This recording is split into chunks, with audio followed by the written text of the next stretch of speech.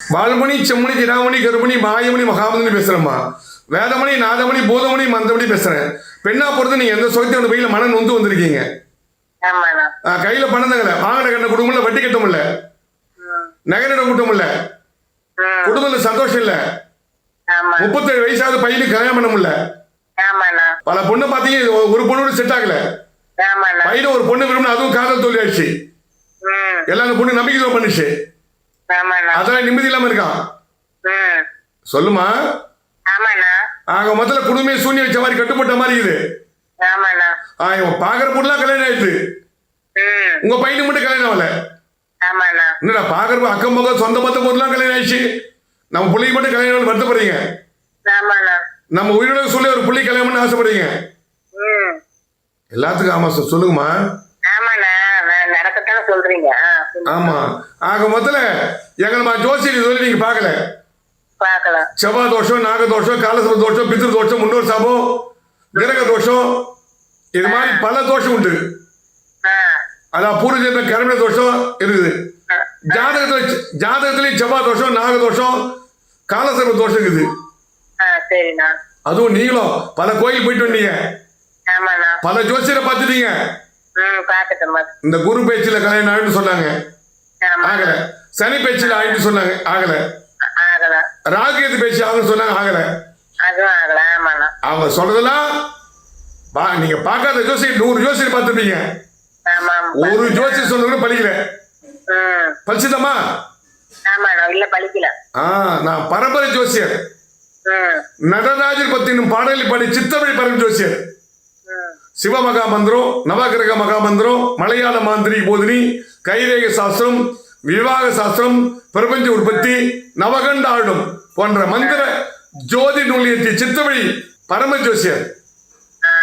அதாவது இந்த குரு பேச்சு தான் கல்யாணம் ஆகிடும் சொன்னாங்க. சொன்னாங்களா? சொன்னது உடனே பழிச்சுதா? உங்க பையனுக்கு நல்ல வேலை கிடைக்கும் சொன்னாங்க, கிடைச்சதா? இந்த வருஷத்துல கல்யாணம் முடியும் சொன்னாங்க, சொன்னாங்களா?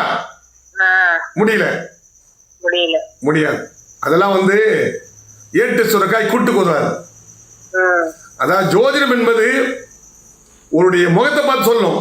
அகட்ட வாய் நிகட்ட முக்கிய குருதாரிக்காரன், குறுங்கத்துக்காரன், தனித்தோதரும், குட்டகையும் குட்டக்காரன், குருமார்வை, சிறுமார்வை, காமனி, பத்மினி, சங்கனி, சித்திரி, குறுமுக்கு, நீள்முக்கு, சப்பமுக்கு, கொட்டைமுக்கு, வில்புறு, வால்புறு, வெட்டுப்புறு, குறுபுரு, குறியீதழ், சிறீதழ், நடுத்து, நீள்முட்டு, குறுக்கெடுத்து, கோணம், நீள்கெட்டு, மணிக்கெடுத்து, சந்திரட்டி, சூரியட்டி, நடுநட்டி, நீள்நட்டி, ராஜநட்டி, சாட்டகை, சாட்டக்கால, குட்டகை, குட்டகால, வீச்சு, வீச்சுக்கால, குறுமுடி, சிறுமுடி, பட்டுப்படி, இல் சுட்டு, வட்டச்சுட்டை, குறிஞ்சிட்டு, சிறுகுறை, பெருங்குறை. ஒரு ஜாதகத்தை, ஒரு முகத்தை பார்த்தோம், கைரேகை பார்த்து, குருமேடு, சனிமேடு, சூரியமேடு, முதன்மேடு, சுக்கரமேடு, புத்தி ரேகை, தொழில் ரேகை, விதி ரேகை, தனரேகை, ஆயுள் ரேகை, கங்கண ரேகை, அங்கலாசி ரேகை, அதாவது மாங்கல்ய ரேகை, இருதய ரேகை, இதை பார்க்கணும். அதே போன்று ஜாதகத்தை பார்க்கணும். லக்னம் ஜீவனஸ்தானம், 2 தனஸ்தானம், 3 சகோதரஸ்தானம், 4 தாய்ஸ்தானம், 5 புத்திரஸ்தானம், 6 ரோகஸ்தானம், 7 கலசஸ்தானம், 8 மாரகஸ்தானம், 9 பாகியஸ்தானம், 10 தொழில் ஸ்தானம், 11 லாபஸ்தானம், 12 விரயஸ்தானம். ஒரு ஜாதகத்தில் கிரகங்கள் எப்படி பார்க்கணும்? உச்சம், ஆட்சி, நட்பு, கேந்திரம், திரிகோணம், பரஸ்பரம், ஆபோக்கியம், பரிவர்த்தனை, வர்க்கோத்தம் பெற்ற கிரகங்கள் பார்க்கணும். ஒரு கிரகம் என்ன நட்சத்திர ஸ்தானத்தில் அமைஞ்சுன்னு பார்க்கணும். சூரிய படம், சந்திர படத்தை பார்க்கணும். இதெல்லாம் பார்த்து தான் ஜோசியம் சொல்லணும்.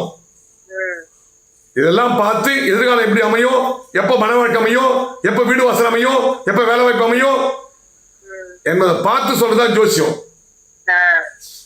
நிறைய பேர் பார்க்கதே கிடையாது. கோச்சார ரீதியா இந்த சனி பேச்சு 2 வருஷம், குரு பேச்சு 1 வருஷம், ராகு பேச்சு 1.5 வருஷம், இதை பார்த்து சொல்றாங்க. கோச்சாரத்தை நம்பி நீங்க கோச்சாரத்தை தயவுசெய்து நம்பாதீங்க. தசாபுத்தி நம்பணும். என்ன தசா நடக்குது?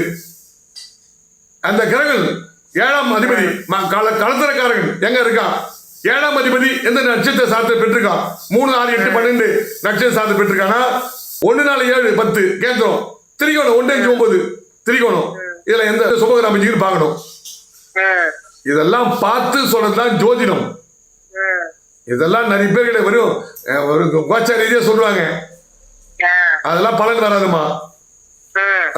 என்ன சந்திச்சா எப்படிப்பட்ட பிரச்சனை சரி, அது திருமண தடையாலும் சரி, புத்திர தோஷமா இருந்தாலும் சரி, நல்ல வேலை வாய்ப்பு இல்லாமலும் சரி, குடும்பத்தில் ஒத்துமையிலும் சரி, நோய் நொடி பீடை அடியான பீடை தரித்திர தோஷமா சரி, வம்பு வழக்கு, கோர்ட்டு கேஸ், சொத்து பிரச்சனை சரி, எல்லா பிரச்சனையும் தீர்வு கிடைக்கும். அதான் ஜோசியம். நீ சொல்லாம நான் சொல்லிட்டு இருக்கேன் இல்லையா? முதல்ல இதான் ஜோதிடம். எல்லா பிரச்சனையும் தீர்வு கிடைக்கும், தைரியமா இருக்க. 37 வயசாவது பையனு கல்யாணம் திரும்ப மாங்கல்ய தோஷம் நிவர்த்தி பண்ணி நல்ல மனவாழ்க்கை உடனே இமிடியேட்டா ரெமெடி பண்ணி போதுமா? ஓகே, நன்றி, வணக்கம்மா.